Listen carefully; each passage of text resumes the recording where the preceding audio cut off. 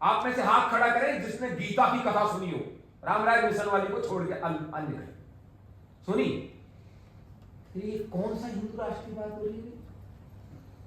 गीता के बगैर हिंदू राष्ट्र की कल्पना ऐसे ही है कि कागज में तोप का गोला मारो और वापस आ जाएगा।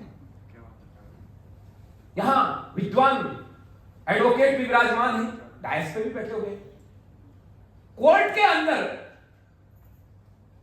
धर्मशास्त्र के रूप में मुसलमान का हाथ किस पर रखाया जाता है? कुरान पे। ईसाई का बाइबल पे। सनातनियों का किस पर रखाया जाता है? क्यों? भागवत कथा पे क्यों नहीं रखते? रामायण पे क्यों नहीं रखते? महाभारत पे क्यों नहीं रखते? बताओ। क्योंकि सनातन संस्कृति में ग्रंथ के रूप में एक ही शास्त्र मान्य है और उसका नाम है गीता। और वो क्या है? वो श्री कृष्ण और अर्जुन के मध्य का संवाद है। वो आपको कर्म करना सिखाएगी और यदि कर्म नहीं करेंगे तो जैसा महाराज साहब ने कहा था, दंड भी मिलेगा। केवल 700 श्लोक हैं और 700 श्लोकों की संस्कृत की भाषा साधारण भाषा है। धर्म क्षेत्रे कुरुक्षेत्रे समवेता युयुत्सव माम का पांडुवास्ते किम कुरुवत संजय। कितनी साधारण भाषा है। यदि मैं ठीक ढंग से बोलूं तो आपको बिना अर्थ के ही समझ जाए।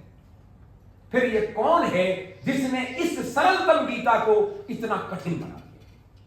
ये है धर्म के ठेकेदार। ये है वो लोग जो इस धर्म में धर्म के नाम पर पापाचार फैलाना चाहते हैं और आपको कृष्ण की वाणी से अलग करना चाहते हैं।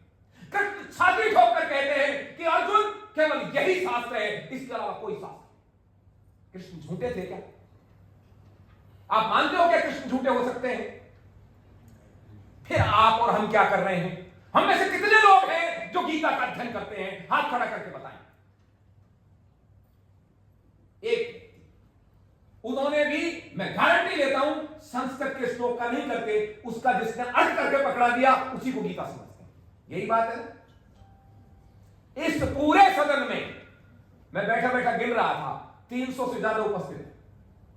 300 व्यक्तियों में गीता का अध्ययन नहीं करते और हम कहते हैं कि हम क्षत्रिय हैं, हम सनातनी हैं। ये कितना आश्चर्य की बात है। क्या आप इसे स्वीकार करेंगे? इसका मतलब यह हुआ कि कोर्ट में जब हम गवाही देने जाते हैं, हम उस ग्रंथ पर हाथ लगाते हैं जिसकी एक लाइन नहीं पढ़ी है हमने। यही हुआ इसका मतलब। क्या इस देश में कोई मुसलमान ऐसा है जो कुरान की आयत को नहीं जानता? आप जानते हैं किसी मुसलमान को ऐसे?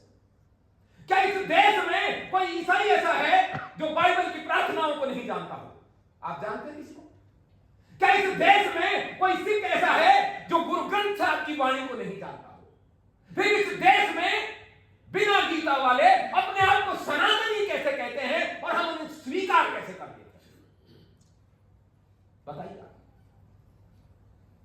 बंधुओं। गीता को जानबूझकर छिपाया गया है। मैं गारंटी देता हूं आपको, आप गीता पढ़ना शुरू कीजिए, गीता का अध्ययन करना शुरू कीजिए, आपको केवल आनंद मिलेगा, सुख और दुख नहीं, केवल आनंद। क्यों मिलेगा केवल आनंद? क्योंकि जैसे अभी ये शिक्षण संस्थान है, इसमें एक व्यक्ति गणित का अध्यापक है और एक विज्ञान का अध्यापक और एक चपरासी है और एक प्रिंसिपल है। यदि चपरासी अपना काम बखूबी करे, फाइल को ले जाना, पानी पिलाना, तो उसको सुख और दुख नहीं मिलेगा, उसको आनंद मिलेगा। यदि प्रधानाचार्य अपनी ड्यूटी ठीक करे तो उसको सुख दुख नहीं मिलेगा, उसको आनंद मिलेगा। और यदि गणित का अध्यापक गणित पढ़ाए तो उसको भी आनंद मिलेगा। और विज्ञान का अध्यापक या भाषा का अध्यापक साइंस पढ़ाने चला जाए तब क्या मिलेगा? कुछ भी नॉलेज नहीं मिलेगी जब वो पढ़ाने जाए, वो जानता ही नहीं तो नॉलेज कहां से मिलेगा? विज्ञान का अध्यापक अंग्रेजी साहित्य पढ़ाने चला जाएगा, क्या पढ़ाएगा और क्या स्टूडेंट पढ़ेगा? यही हो रहा है। आज विज्ञान सिद्ध कर चुका है कि जब हम जन्म लेते हैं टीचिंग्स अपने फोरफादर से आते हैं, हमारे इन्हीं जानवरों के भी आते हैं। जो लोग घोड़े के बारे में जानते हैं, आपके पास सारंगखेड़ा है, घोड़े का मेला लगता है, वहां जाकर जानकारी ले लेना। घोड़े की भी पीढ़ियों के पासपोर्ट्स होते हैं, डीएनए पासपोर्ट्स।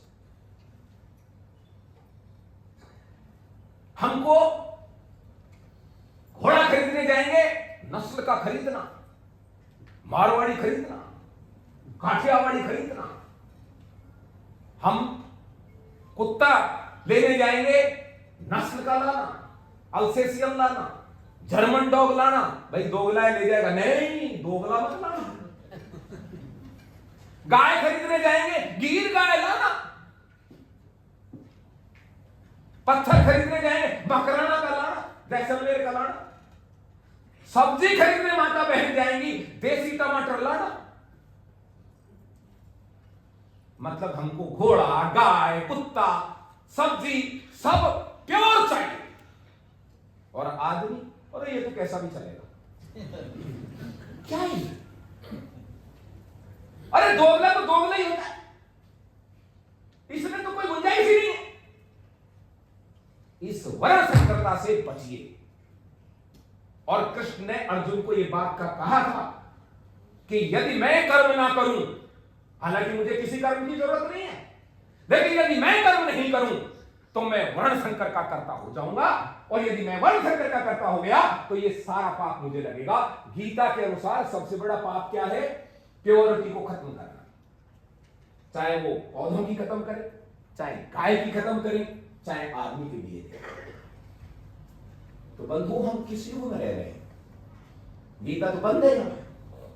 एक आध से पूछोगे तो कहेंगे गीता पढ़नी ही नहीं चाहिए। क्यों? वो घर में महाभारत होते हैं। ओ क्या बात है!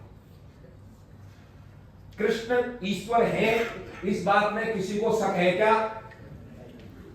हाथ खड़ा करके बताइए जिसको शक है। हाथ खड़ा करके बताइए जो कृष्ण को ईश्वर मानता है। सब मानते हैं। फिर कृष्ण की वाणी में घर में पढ़नी चाहिए नहीं पढ़नी चाहिए, ये भी कोई सोचने का विषय है। और कितने समझदार लोग हैं, डायरेक्ट नहीं मना करेंगे गीता पढ़नी नहीं चाहिए, क्यों कहेंगे घर में महाभारत नहीं रखनी चाहिए, क्योंकि Gita is a very small part of Mahabharata. Gita तो एक महाभारत का भीष्म पर्व का हिस्सा है। रामराज्य मिशन का मुख्य टूल रामराज्य को स्थापित करने का है गीता संदेश यात्रा, गीता संदेश महायज्ञ, गीता संदेश प्रवचन। क्यों? क्योंकि हमको कोई पता नहीं, नारायण ने जो अर्जुन के बहाने हम सबको संसार को संदेश दिया है, वो एक बार जनता के पास जाने दो और जनता को निर्णय करने दो कि वो नारायण की वाणी मानेगी या नेताजी।